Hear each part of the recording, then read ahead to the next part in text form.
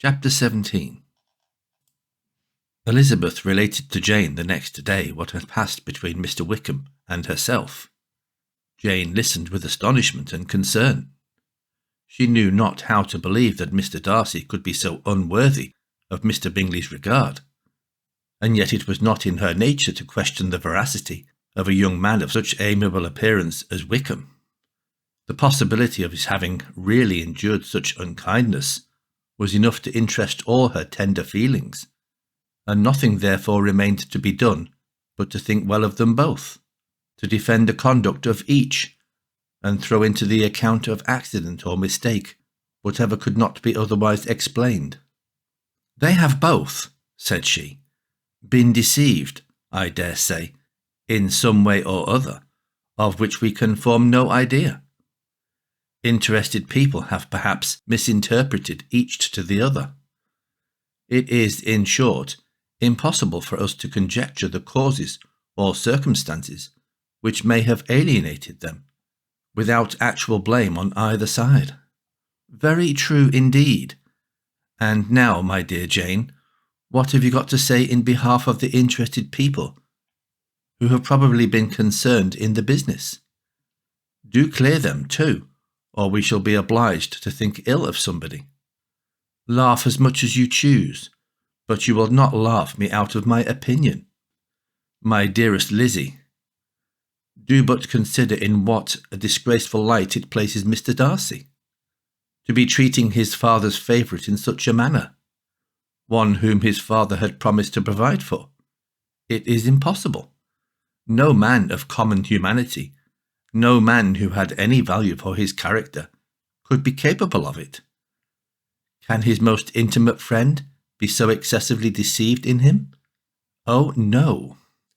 I can much more easily believe Mr. Bingley's being imposed on than that Mr. Wickham should invent such a history of himself as he gave me last night. Names, facts, everything mentioned without ceremony. If it be not so, let Mr. Darcy contradict it. Besides, there was truth in his looks. It is difficult indeed. It is distressing. One does not know what to think. I beg your pardon. One knows exactly what to think. But Jane could think with certainty on only one point, that Mr. Bingley, if he had been imposed on, would have much to suffer when the affair became public. The two young ladies were summoned from the shrubbery, where this conversation passed, by the arrival of some of the very persons of whom they had been speaking. Mr. Bingley and his sisters came to give their personal invitation for the long-expected ball at Netherfield, which was fixed for the following Tuesday.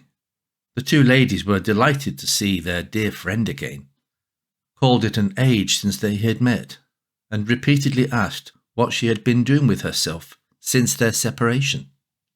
To the rest of the family they paid little attention, avoiding Mrs. Bennet as much as possible, saying not much to Elizabeth, and nothing at all to the others. They were soon gone again, rising from their seats with an activity which took their brother by surprise, and hurrying off as if eager to escape from Mrs. Bennet's civilities. The prospect of the Netherfield ball was extremely agreeable to every female of the family.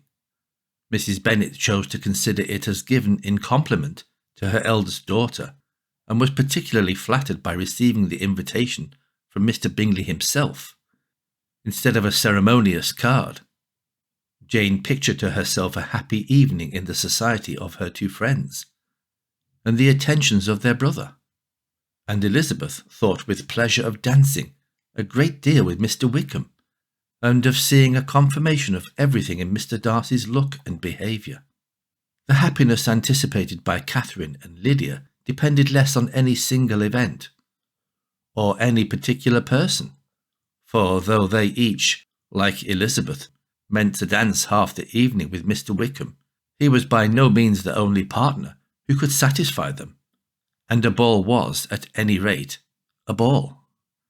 And even Mary could assure her family that she had no disinclination for it. "While I can have my mornings to myself," said she, "it is enough. I think it is no sacrifice to join occasionally in evening engagements. Society has claims on us all, and I profess myself one of those who consider intervals of recreation and amusement as desirable for everybody. Elizabeth's spirits were so high on the occasion that, though she did not often speak unnecessarily to Mr. Collins, she could not help asking him whether he intended to accept Mr. Bingley's invitation, and if he did, whether he would think it proper to join in the evening's amusement. And she was rather surprised to find that he entertained no scruple whatever on that head, and was very far from dreading a rebuke, either from the Archbishop or Lady Catherine de Bourgh, by venturing to dance. "I am by no means of opinion, I assure you," said he, "that a ball of this kind, given by a young man of character, to respectable people, can have any evil tendency. And I am so far from objecting to dancing myself, that I shall hope to be honoured with the hands of all my fair cousins in the course of the evening. And I take this opportunity of soliciting yours, Miss Elizabeth, for the first 2 dances especially, a preference which I trust my cousin Jane will attribute to the right cause, and not to any disrespect for her."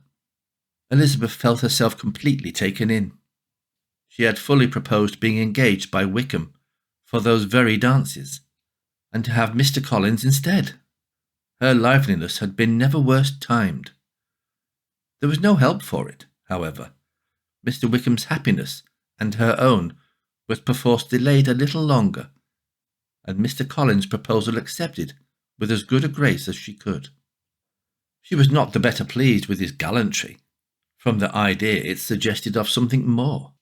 It now first struck her that she was selected from among her sisters as worthy of being the mistress of Hunsford Parsonage, and of assisting to form a quadrille table at Rosings, in the absence of more eligible visitors.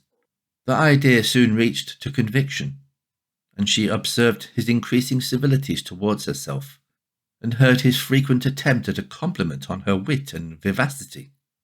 And though more astonished than gratified herself by this effect of her charms, it was not long before her mother gave her to understand that the probability of their marriage was exceedingly agreeable to her. Elizabeth, however, did not choose to take the hint, being well aware that a serious dispute must be the consequence of any reply. Mr. Collins might never make the offer, and till he did, it was useless to quarrel about him. If there had not been a Netherfield ball to prepare for and talk of, the younger Miss Bennets would have been in a pitiable state at this time, for from the day of the invitation to the day of the ball, there was such a succession of rain as prevented their walking to Meryton once. No aunt, no officers, no news could be sought after. The very shoe roses for Netherfield were got by proxy. Even Elizabeth might have found some trial of her patience in weather which totally suspended the improvement of her acquaintance with Mr. Wickham. And nothing less than a dance on Tuesday could have made such a Friday, Saturday, Sunday, and Monday endurable to Kitty and Lydia.